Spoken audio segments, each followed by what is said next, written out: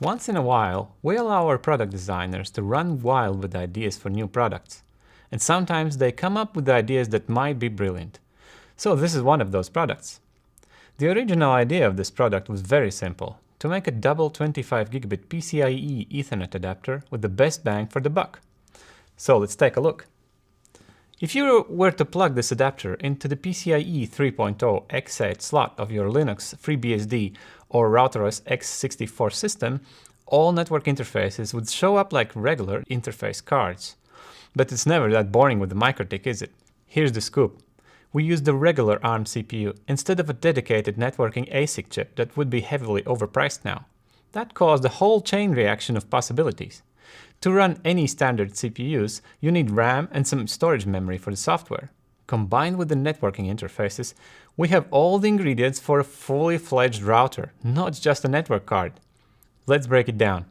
This device uses the same quad-core 64-bit ARM v8 CPU as the previously announced CCR2004 that has a gigabit Ethernet port, two SFP2825 gigabit cages, and comes in this neat low-profile PCIe form factor.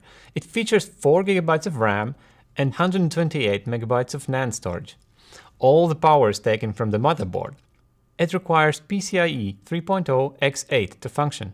To get this CCR device to work as a network interface card, a new pass-through mode was implemented. Basically, a fast-forward, fast-path mode that can also pass hardware link statuses.